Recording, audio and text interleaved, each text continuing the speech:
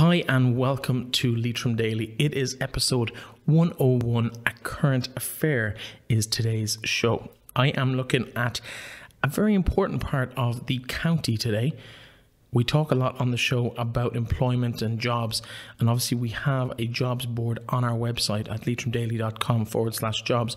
But one of the main drivers of the economy here in the county is small to medium enterprises from people from around the county, whether it's your local plumber or your local hairdresser or any other kind of activity that's here in the county. We're going to talk a lot more about the type of businesses that are based in the county with Joe Lowe of the Leitrim Lowe, the local enterprise office within the county council. And Joe joins me today. Joe, welcome to the programme. Thank you, Breifne. Great to be here. Thank you very much for kicking off the next 100 episodes of the show. It's great to be kind of, I know we spoke to you early on and just our diaries haven't been able to match over the last couple of weeks and months. And it's great to have you. Thank you very much. And of course, we're sitting here in the Hive today, which we're going to talk about a little bit later on because this is actually your old office, I believe. Yes, indeed it is. I feel a bit homesick here at the moment, but anyway. Well, you can't you're a lucky man to be in this lovely office. You can't have it back because I quite like it. It's very nice and bright and breezy and I love it. But let's start about the local enterprise office and let's have a little bit of a chat about what that is and where it came out of. Yeah, the Local Enterprise Office was originally the County Enterprise Boards, and under the local government reform, the Local Enterprise Office were established in order to be further aligned with the local authorities. So back in April 2014, the LEOs were established, really to implement and continue to do the good work that the County Enterprise Boards did actually do, but to become more closely aligned with the local authorities and the wider economic brief that was now being given to local authorities. We were delighted to do, and we continue to, as I said, the supports that was done through the County Enterprise Boards, and the main one being that we're a one-stop shop, that if somebody's looking at setting up a business, expanding a business, or even has thoughts about business, that they come in and have a chat with us and we can help them. We can either signpost them to other supports or maybe some of our own supports, that'll be financial assistance, training, mentoring, just one-to-one advice, all that type of stuff. We like to think we're a one-stop shop. Come in, have a chat with us. And our motto in the local offices, somebody, no matter what sector they're in, wants to come into us, that we hope to leave them, when they leave us, they're in a much better position to progress their idea or business forward.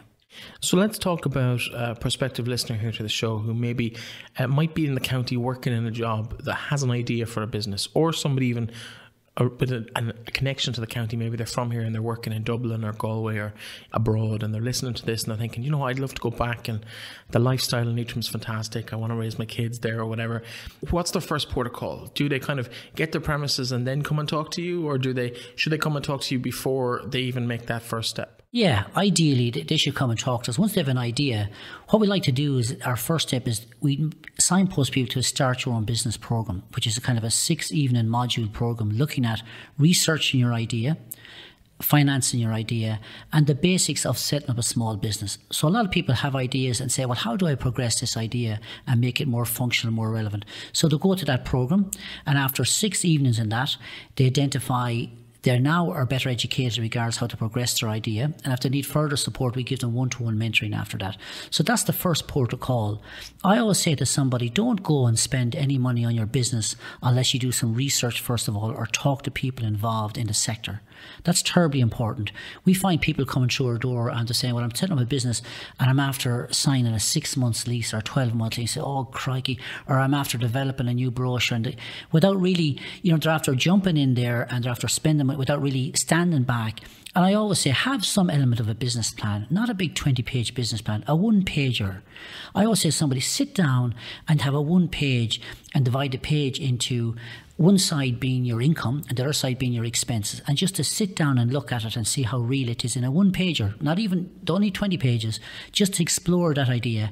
And it's amazing when you put something on paper how you look at it differently, and then you say, well, this is going to be my business, and is this realistic what I can do here? So that's I say the first start, but not to be afraid of it. It's all about people's motivation. If people are really motivated for it and really up for it, have a great love for what they're doing, the sector they're in, that's that is a huge part of being successful. That's 75% there, Let's talk about the mentoring aspect of things. How does that actually work?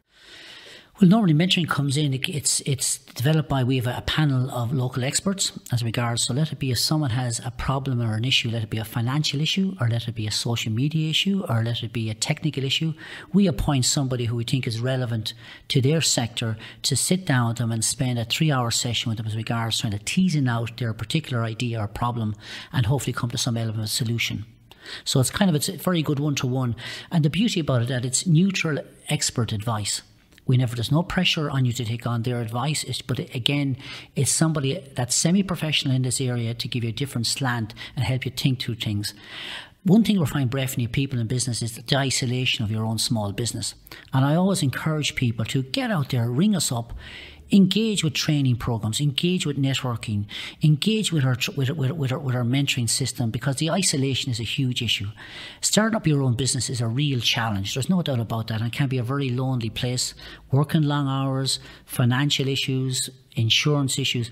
So get out, meet people, and it's amazing the amount of people have the exact similar anxieties or challenges that you've experienced yourself going through. So it's terribly important.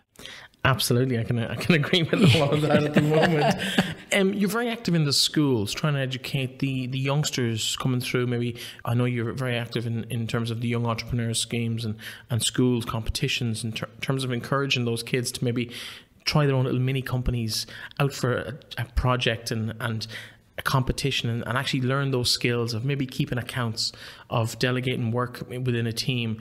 Tell us a bit about how that works. Yeah, we're delighted. We have all the secondary schools in the county are involved in our Young Enterprise programme. We're very grateful for the schools and the teachers for all the work they allowed to put in that. But this is an opportunity to expose people. Not everybody is looking at setting seeds in young people. Say, well, crikey, I can set up my own business. And what does that involve? So like that, let it be a craft business or a food business.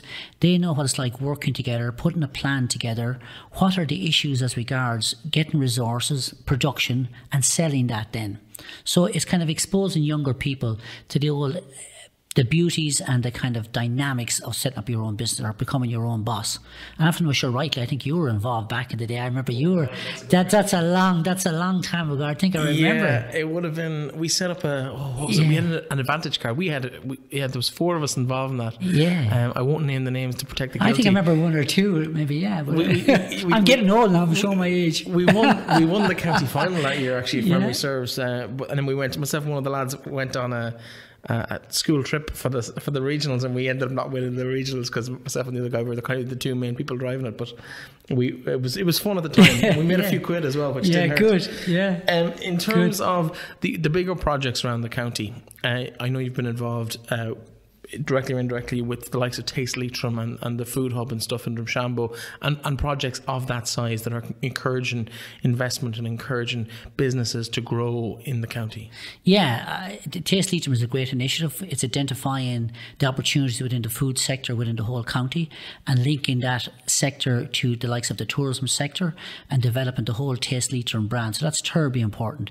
And it's building on the whole strength of the likes of the Food Hub in Drumshanbo, which is a fantastic example of what can be done in a rural town and small micro enterprises working together. So we're really building on that element. The branding issue, the synergies of small micro enterprises working together. So we're that aspect. We have the likes of, we're very much involved, and you talk about relocating of the development of Hive here, Breifne. One of the big issues of people relocating a separate business is having an appropriate premises, and a premises of a kind of with all the best broadband, with good meeting facilities at a low cost price. So that was one of the issues that came out of regards what do people need. No more than the Food Hub came out of, because people in the small micro food business identified that the regulations are very difficult in the food sector. So therefore, by having a hub, a ready-made hub like the Food Hub, was easy for people to relocate and get up and get established. So part of our objective is to reduce the barriers for people to setting up business. So let it be going into a bank with a business plan and properly thought out, let it be getting suitable premises, or let it be getting the right expert advice. So that's part of our job, is saying, well, where are the obstacles and why can't you progress, and we can try and help you tackle them. primarily it's down to the entrepreneur themselves or the promoter, but we'd like to think we can break down those barriers and have someone that can bounce ideas off or come to look support to. That's part of it. Yeah, and I think I can probably vouch for that personally, because in the last few months, obviously, we've been doing this. This is our 4th month of operation, but we've only been based in the Hive here for maybe 5 weeks. But it's been a game changer for us in terms of the speed we can get things done at now, because we were using a broadband connection at home that took 25 minutes to upload a single episode. Here it's up in about 10 or 12 seconds, and you're buying back that half hour of your life every day, and that's 3.5 hours. It's half a day a week that you can get more work done, and we're finding that on both sides. So everything, getting information in from people, all that stuff is just so much easier. Plus you've got a base where I can ask someone to come in here now, whereas you can't really ask someone to come sit in my car or come to my house and we'll have a conversation. It's things have got an awful lot more streamlined when you've actually got this home here, and I suppose that's only possible because of the work that's been done over the years by yourself and your colleagues in all of these organisations that do that. Let's talk a little bit about iBuy, the Ireland's Best Young Entrepreneur, because that's one of the more high-profile events that happen in the business world, I suppose, in the small to medium-sized business world here in the county. Again, this is another national concept looking at identifying young people who have a business idea to bring that business idea to fruition and being supported quite extensive prize money. It's done on a county basis. So it's identifying people at college under the years of 35 they might be already in existing employment, as I said, they might be in college, of fast forwarding that business idea and growing it as a business. So really it's targeting those entrepreneurs and say, listen, we've got some seed funding for you here to progress to the next stage. So it's worked very well. You have to, we've got a whole various ideas. There's the best new idea category. There's the best established business category. So it's been streamlined, but yes, I think it's been very successful the last number of years. What I like about that as well is that every county has the same prize fund locally. So because of the population of Leitrim and just the footfall of Leitrim in terms of businesses, your chances of winning are actually significantly higher here in the county than maybe in other counties not a million miles away that would have a larger count of businesses in them. Yeah, that's true. Having said it, we're very lucky that we mightn't have large numbers, but we have a lot of quality, a lot of kind of stuff coming in, so we're delighted with that. But and just going back to your point, Breifne, regards the Hive here, so it's just great. The Hive really is about people relocating to do. We like to think that people will have as much factors and ability here to run a successful business as they would in the middle of Dublin City. At a fraction of the cost, you refer to quality lifestyle, terribly important, and meet other people in similar business here to develop kind of this whole ecosystem here. So we're looking now at actually developing a second phase of the Hive, building on the success. And also we have the Manor Hub in Manorhampton. We also have the development of a potential co-working space in Mohill.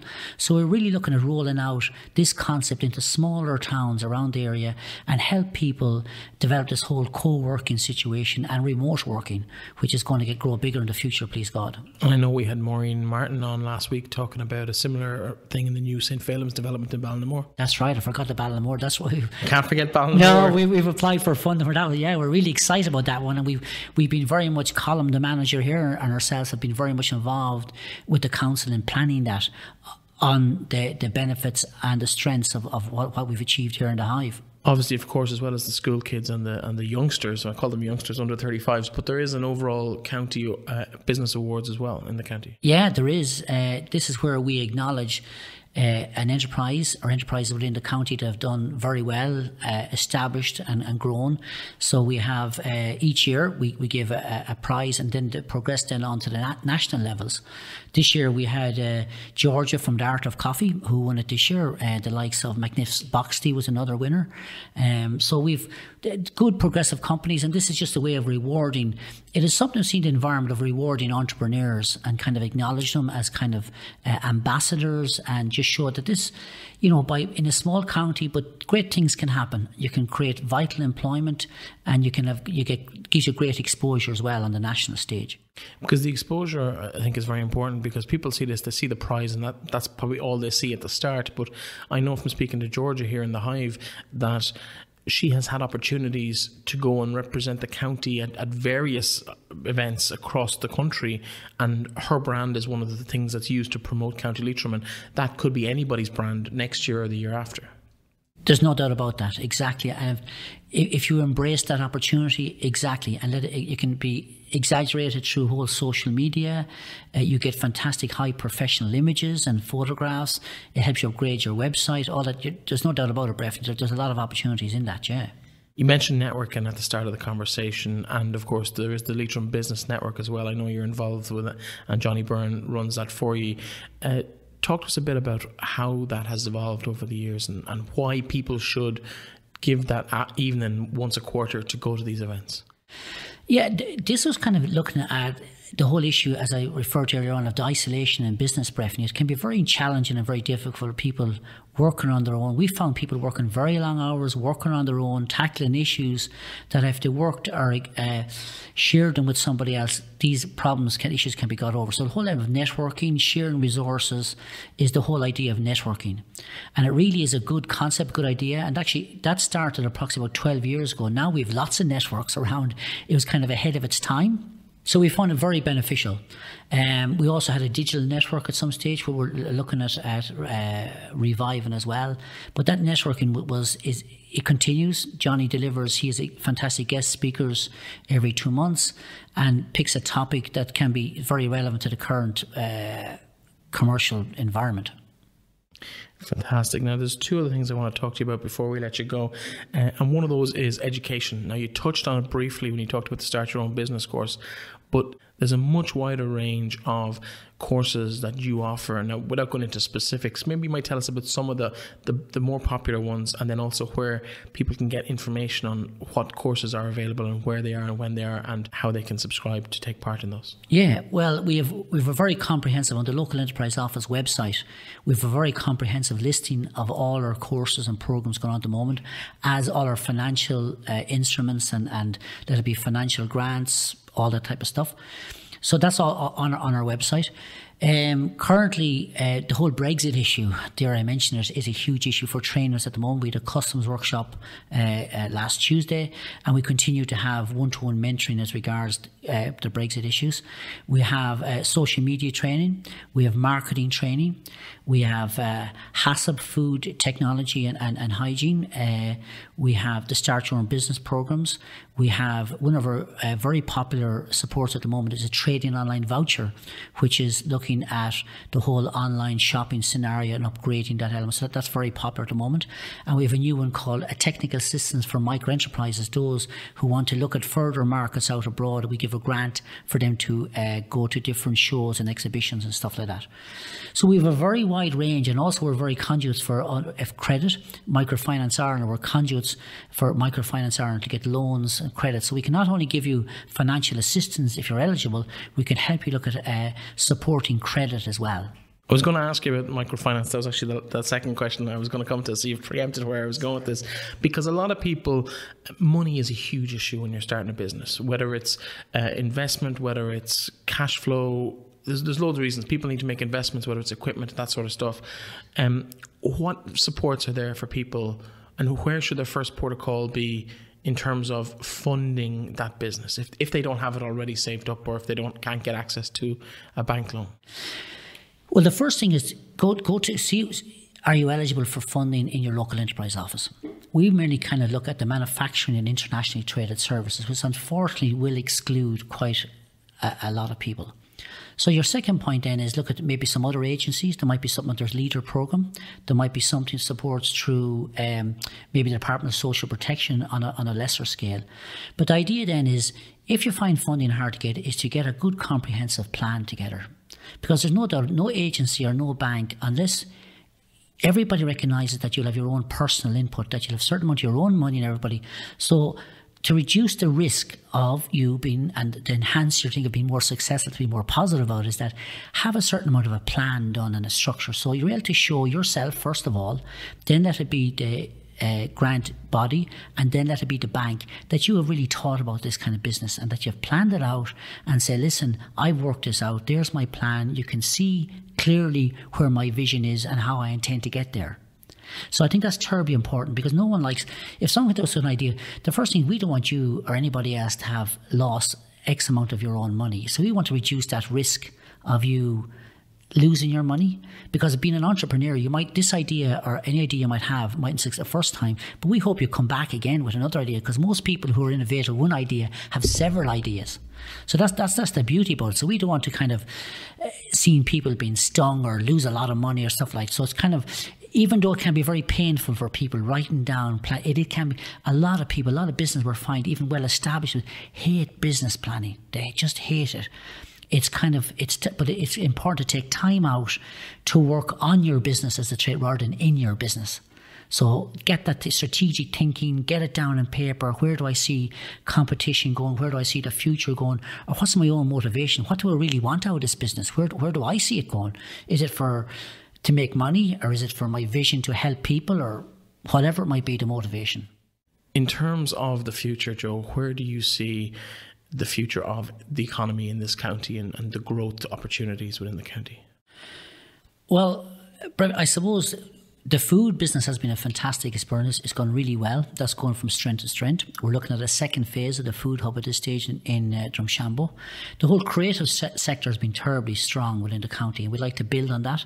The fantastic work done in the Leitrim Sculpture Centre, and the Leitrim Design House. We have a high percentage of people involved in the whole creative sector within the county, so we would like to build on that. The energy sector is a huge sector as well, Breifne, that we just have to look at and say, well, there's huge opportunities coming down the line, taking the whole environmental concerns, and I really think we're really well situated to benefit on that.